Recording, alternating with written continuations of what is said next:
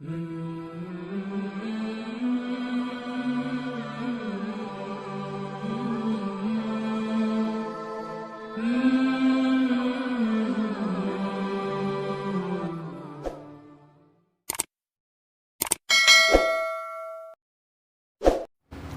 گرامی وقار، اللہ رب العزت ارشاد فرماتا ہے افحسبتم انما خلقناکم عبثا، کیا تم یہ گمان کر کے بیٹھے ہو کہ ہم نے تمہیں بیکار میں پیدا کیا ہے؟ عزیزان گرامی وقار، ایک جو چھپکلی ہوتی ہے، ایک کاکروچ سمجھ لیں، جھینگر، اس کو بھی اللہ نے بیکار میں نہیں بنایا۔ اس کے وجود کا کوئی نہ کوئی مقصد ہے۔ لاکھوں اس کی مخلوقات ہیں، ہر ایک کے پیدا کرنے میں کوئی نہ کوئی حکمت ہے جو پیدا کرنے والا جانتا ہے۔ اب تم جیسی مخلوق کو، ہم جیسی مخلوق کو اللہ کیا بیکار پیدا کیا ہے؟ اگر تمہارا یہ ارادہ ہے کہ ہمیں بیکار نہیں پیدا کیا گیا ہے تو پھر اپنا وقت بیکار کیوں ضائع کرتے ہو؟ اپنے اوقات کو فضول کیوں برباد کرتے ہو؟ اس وقت کو وہ بندہ فضول نہیں خرچ کرے گا جو یہ گمان کرتا ہے کہ اللہ نے مجھے بیکار میں نہیں بنایا، مجھے بیکار میں نہیں پیدا کیا ہے۔ اے عزیزو، اللہ تبارک و تعالیٰ نے مقصد زندگی بھی ہمیں دوسری جگہ پر بیان کر دیا کہ تمہیں پیدا کرنے کا مقصد کیا ہے۔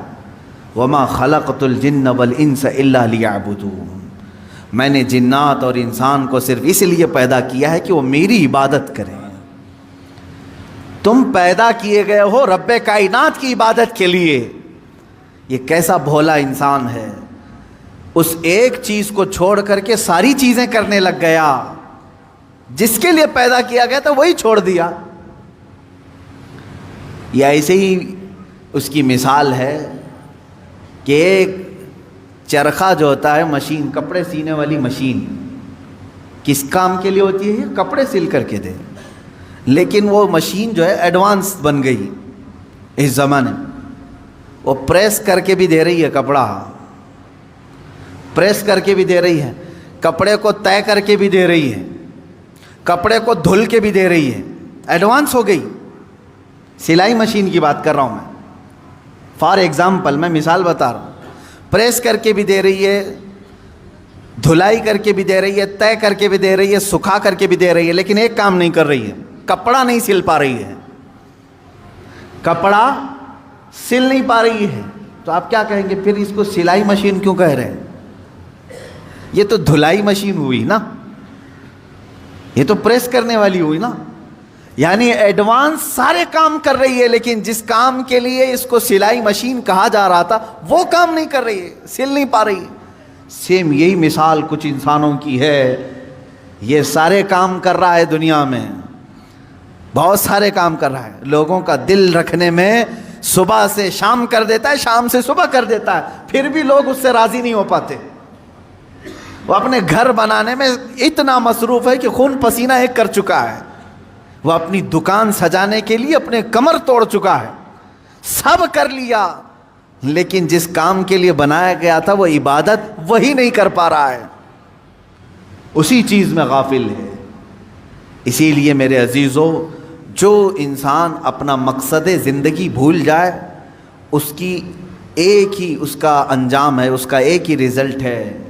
مثال کے طور پر میں اپنے گھر واشنگ مشین لایا کپڑے دھلنے کے لیے۔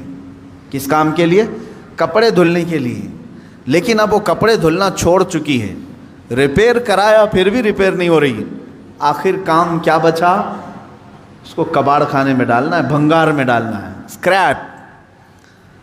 جس کام کے لیے میں مشین لیا تھا وہ نہیں کر رہی ہے، اس کا صرف ایک ہی کام ہے، اسکریپ، کیونکہ دوسرا خریدتا بھی نہیں۔